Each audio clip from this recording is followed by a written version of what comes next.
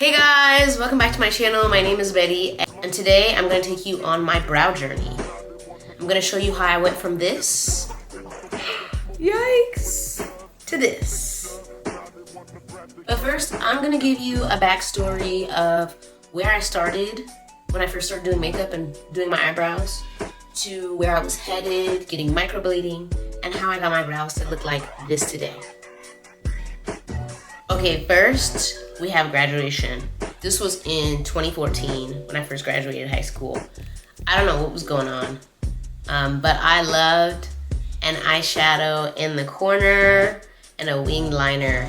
And these were just my super thin eyebrows with just like a brow pencil. And then we have later that summer of 2014, I had just gotten my retainer and like braces off. Oh man, I have a fake tooth, side note, fun fact. But look how cute and innocent I look. I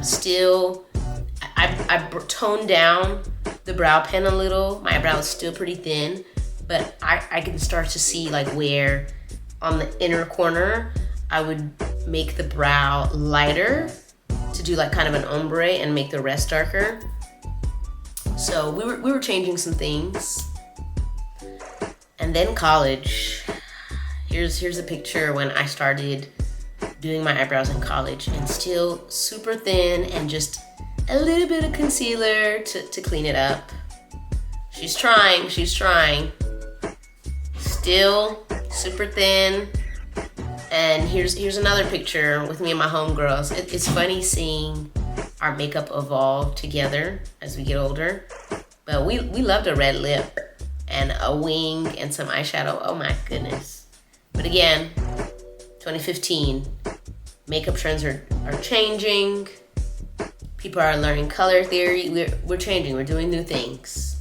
Then 2016 came. This is when I did a big chop, so my hair was starting to be curly and grow to like a length that I was comfortable with, and we were starting to thicken the eyebrow here, as you can tell. I was still going for the ombre, lighter on the inner side of the brow and darker kind of look, but we are going for a thicker brow look here, and that was in 2016. And then this was my probate day. Somebody did my makeup here. I do not like the way my brows looked. They are thicker, they are darker than what I typically would have done them. But here we are again with a red lip and a wing liner. We loved a wing liner in college. May 2016, she's getting better. She's getting thicker, still sticking to my wing liner. And oh my goodness, TBT to Heroin from MAC. Love that color. 2016, we're getting better. This was the matte lip, NYX matte lip era, but the brow is one shade all across. The shape is getting better. Wing liner, still there.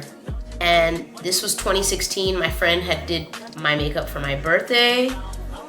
Baby, the makeup was a makeup in. She beat my face down. Shout out to Ida. But everything ate here. This is when the makeup was starting to get better. I was a Delta. My pro fights were like teaching me how to put on more makeup and teaching me to stop just doing my eyebrows and mascara. I remember I never put on any other type of makeup except my eyebrows and mascara, and they were like, how you gonna do this to your face without like beating the rest of your face? Like, oh my God, we've evolved. This is when I was starting to get into heavier makeup, for sure. Another 2016 picture. This is when I was heading off to study abroad. Still very natural, but we're getting better at drawing the brows.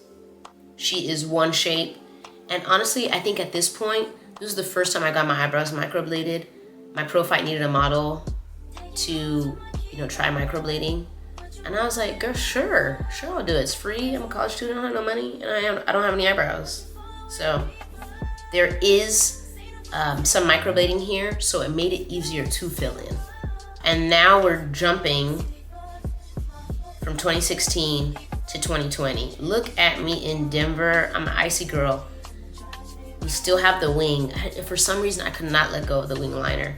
But the brow is definitely thicker here. But because I have microblading left on it, it made it really easy for me to shape and, you know, stick to a shape consistently. So yeah, she's looking good here. And I did all my makeup on my own in this picture. So by 2020, I was really in my makeup bag. And now I'm gonna show you what my brow routine looks like today. I am taking the Anastasia Brow Freeze Gel, and I am going to lay out my eyebrows. This helps stick them down and flatten them out so that any of those curled pieces straighten out and sit flat, so that it makes it really easy for you to fill in the missing parts that I put here. I do have leftover microblading, so that is why there's slight tint on the outside, or on the outside of my eyebrows. Okay, now let's do the other brow. Flatten it out with the product. I really like the applicator for this Brow Fit Freeze Gel specifically. It really brushes out each individual hair, making it easy. And now I'm going to let that sit and dry, because you don't want to immediately go in to adding product. I want the brow freeze to really sit in and freeze your brows so that they are frozen and don't move. And I am going to use the iMethod brow pen in shade dark brown. I like that this has a single end and also the double end. I don't know if y'all can see it. The double end makes it faster to move and fill in. So I usually like using the double end on the outer parts of my eyebrows and not on the inner side or the inner parts, because I want less brow here to make it look more natural. So I have to be quiet while I do this, but I'm gonna do a voiceover now.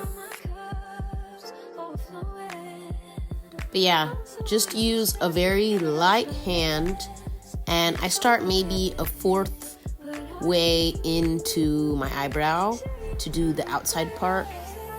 And I want to be very light-handed because the pen is kind of dark and you want this to look like hair-like strokes. Okay.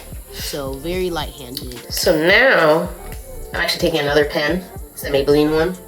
But because this is a different color, this one is deep brown. I'm going to take this deep brown to make the hair strokes in the front, because this makes the front, or makes the inner part of my brow look more natural.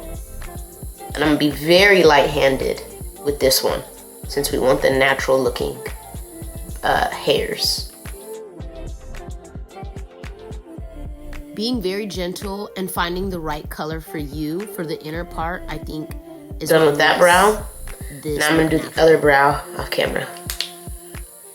I filled in both eyebrows, but just to make sure that there are no harsh pen marks, I'm gonna take a spoolie and just make sure it's all blended out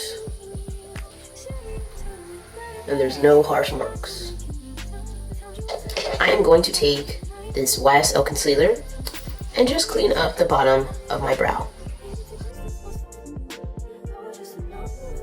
You also want to be careful with finding the right concealer color, so there's not a harsh line whenever there's a flash on the picture. And you want to make sure you blend it out and bring it all the way down to your eyelid, so there isn't this harsh transition from concealing your brow bone to your eyelid. I've made the mistake in the past of getting too light of a concealer for my underbrow, and you could see it in pictures. Okay. How harsh the transition is. And you don't want to go right into blending this. You want to let your concealer always sit and dry before you start blending it in. So be right back.